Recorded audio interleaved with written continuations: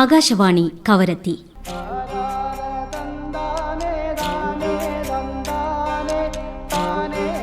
തൊണ്ണൂറ് തികഞ്ഞ് ആകാശവാണി. 1936 ജൂൺ 8 ഭാരതത്തിന്റെ ശബ്ദമായി ആകാശവാണി പ്രക്ഷേപണം ആരംഭിച്ചത് ആ സുദിനത്തിലാണ്. This is Akashvani.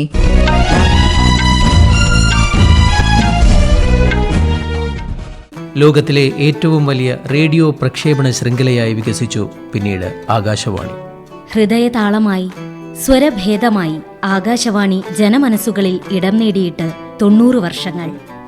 വിനോദമായി, വിജ്ഞാനമായി, വാർത്തകളായി, സംഗീതമായി ശ്രവ്യവിരുന്നൊരുക്കുന്നു ആകാശവാണി. കാതോടു കാതോരമെത്തുന്ന ഹൃദയസ്വരങ്ങൾ. പ്രകൃതി ദുരന്തവേളകളിൽ, കാലാവസ്ഥാ വ്യതിയാന സമയത്ത് സാമൂഹ്യ പ്രതിബദ്ധതയോടെ കൈത്താങ്ങാകുന്ന ശ്രവ്യമാധ്യമം ആകാശവാണി. പ്രക്ഷേപണത്തിന്റെ 90 വർഷങ്ങൾ പിന്നിടുന്ന ആകാശവാണി എന്നും ശ്രോതാക്കൾക്കൊപ്പം. വിവിധ സംസ്ഥാനങ്ങൾ, നിരവധി ഭാഷകൾ, അനവധി പ്രാദേശിക ഭാഷകൾ, ഒപ്പം ശ്രോതാക്കളുടെയും പ്രഭാഷകരുടെയും പ്രക്ഷേപകരുടെയും ഹൃദയബന്ധവും വളർന്നു. ഈ അവസരത്തിൽ ആകാശവാണി കവരത്തി നിലയം ഒരുക്കുന്ന പ്രത്യേക പരിപാടി 90 തികഞ്ഞ് ആകാശവാണി.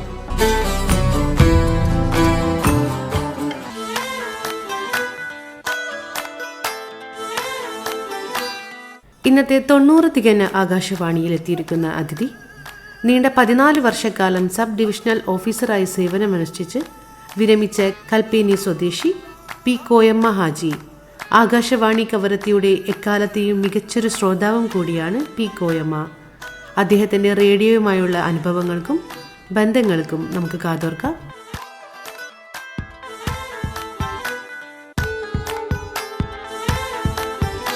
ഞാനിന്ന് ആദ്യമായിട്ട് വന്നതല്ല, പല പ്രാവശ്യമായിട്ട് ആകാശവാണിയായിട്ട് നിരന്തരമായിട്ടുള്ള കോണ്ടാക്റ്റുള്ളൊരു മനുഷ്യനാണ്. എൻ്റെ പേര് പി കോയമ്മ ഹാജി. 2005 പെൻഷനായിട്ട് 20 കൊല്ലം കഴിഞ്ഞു. പിന്നെ എനിക്ക് ആകാശവാണി ഇങ്ങനെ ഒരു സംരംഭം തന്നതിൽ വളരെ നന്ദി. 90 തികയുന്ന ആകാശവാണി. യഥാർത്ഥത്തിൽ 90 ആകാശവാണിക്ക് തികയുന്നത് എനിക്ക് 73 കൊല്ലം ഞാനിവിടെ ശ്രോതാവാണ്.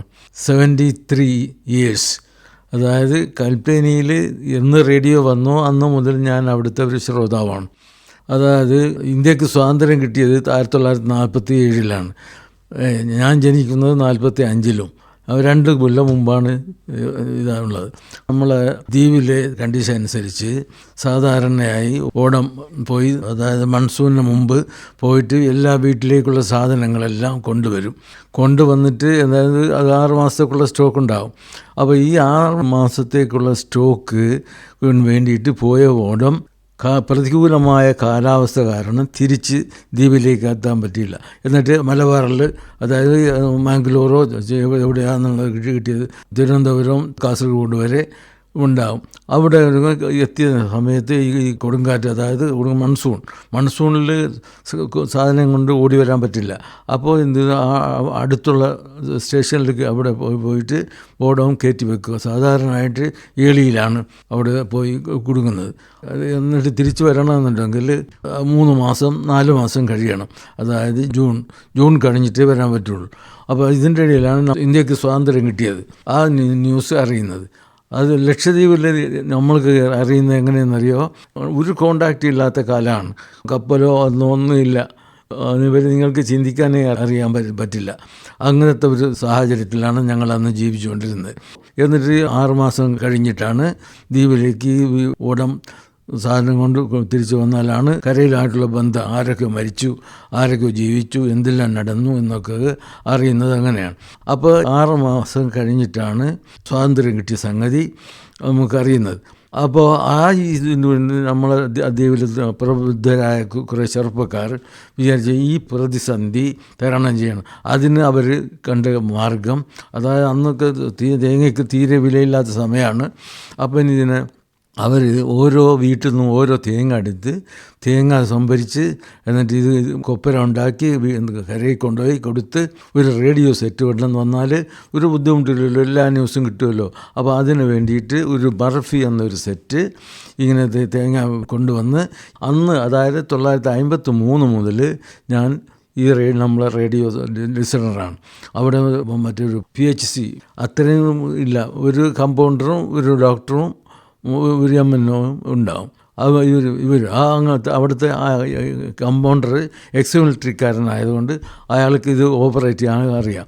അപ്പോൾ അയാളാണ് ഭയങ്കര നീളത്തിലുള്ള, അതായത് ഒരു 50 മീറ്റർ നീളത്തിലുള്ള ഏരിയയിലും വലിയ ഒരു മറ്റേ സെറ്റാണ്, മറഫി സെറ്റ്, സൗണ്ട് ബോക്സ്, ഭയങ്കര ഇത്. അപ്പോൾ നല്ല ഒച്ചകൊണ്ട് എല്ലാവരും പോയി വന്നിട്ട് കേൾക്കുകയും എല്ലാ ന്യൂസും ഞങ്ങൾക്ക് ദിവസവും ലിസൺ ചെയ്യാൻ തുടങ്ങി. അന്ന് മുതലുള്ള ഒരു ശ്രോതാവാണ് ഞാൻ. അതായത് യഥാർത്ഥത്തിൽ നമ്മുടെ ബഹിരാകാശത്ത് ചന്ദ്രനിൽ പോയി നീൽ ആംസ്ട്രോങ്ങും യൂറി ഗഗാരനും അവർക്ക് കുത്തിയത് നമ്മളറിയുന്നത് റേഡിയോയിൽ കൂടിയാണ്.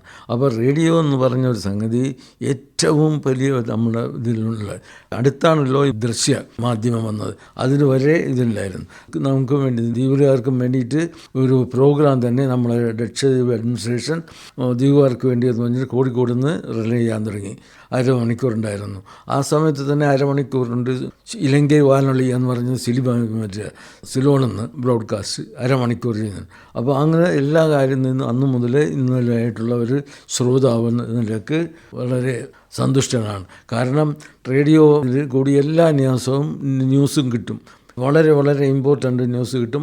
പത്രം മാത്രം വായിക്കാൻ പറ്റത്തില്ല എങ്കിലും ഇത് നമുക്ക് ഏകദേശം എല്ലാ ന്യൂസും ലോകത്ത് നടക്കുന്ന സംഭവം, എവിടെ അഗ്നിവർഗം പൊട്ടിപ്പുറപ്പെട്ടു, എവിടെ യുദ്ധമുണ്ട്, എവിടെ സാംസ്കാരിക സംഭവങ്ങൾ നടക്കുന്നുണ്ട് എന്നൊക്കെ നമുക്ക് കേൾക്കാൻ കഴിയും. ആ റേഡിയോ ആണ്.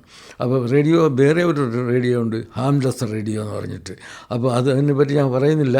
അത് ഏറ്റവും നല്ലതാണ്. കാരണം ഈ വയർ കണക്ഷൻ അതായത് കൊടുങ്കാറ്റ് വന്നാൽ മറ്റേ ഏരിയയിലൊക്കെ പോകുമല്ലോ. അത് ഹാംലെസ് റേഡിയോ ഉണ്ടായാലും അത് പ്രശ്നമില്ല. അത് തരംഗങ്ങളായിട്ട് പിടിച്ചിട്ട് ന്യൂസ് നമുക്ക് അറിഞ്ഞാൽ. കൊടുങ്കാറ്റിന് 65-66 കാലിൽ കൊടുങ്കാറ്റിന് ഞാൻ അനുഭവിച്ച ആളാണ്. അതായത് ഞാൻ ഒരു ദിവസം ഒരു ഒരു ഡയറക്ടറെ കാണാൻ വേണ്ടിയിട്ട് പോയി. അദ്ദേഹം അന്ന് രാവിലെ നോക്കുമ്പോഴേക്ക് മറ്റേ ഒരു കയ്യിൽ പത്രം, ഒരു സൈഡിൽ ഒരു സൈഡിൽ റേഡിയോ, ഒരു സൈഡിൽ പത്രം, മറ്റേ സൈഡിൽ ആൾക്കാർ വന്നാൽ വർത്തമാനം പറയാനുള്ള ആസ്വദിച്ച സൗകര്യം ഉണ്ടായിക്കൊണ്ടിരുന്നു. അപ്പോൾ അതിൽ മൂന്നും ഒന്നിച്ച് നടത്താൻ പറ്റുമെന്നുള്ളത് അന്ന് ഞാൻ മനസ്സിലാക്കിയതാണ്. കാരണം അദ്ദേഹം പത്രം നോക്കുന്നുണ്ട്, റേഡിയോ കേൾക്കുന്നുണ്ട്, മറ്റേ പൊതുജനങ്ങൾ ആൾക്കാരായിട്ട് സമ്പർക്കം നടത്തുന്നു. അതുകൊണ്ട് അപ്പോൾ അങ്ങനെയൊക്കെ ചെയ്യാൻ പറ്റുന്ന ഒരേ ഒരു ഉപകരണം റേഡിയോ മാത്രമാണ്. റേഡിയോ നമുക്ക് എല്ലാറ്റിനും കൂട്ടിനും നിൽക്കുന്നുണ്ട്. ഞാൻ ഇപ്പം തന്നെ എൻ്റെ അടുത്ത് 2-3 സെറ്റ് ഇതിലുണ്ട്, റേഡിയോ ഉപയോഗിക്കുന്നുണ്ട്. ഒന്ന് കറണ്ട് പോയെങ്കിൽ മറ്റേ കിട്ടുമെന്നുള്ളൂ വേണ്ടിയിട്ട് AC/DC എല്ലാമായിട്ട് ഉപയോഗിക്കുകയാണ്.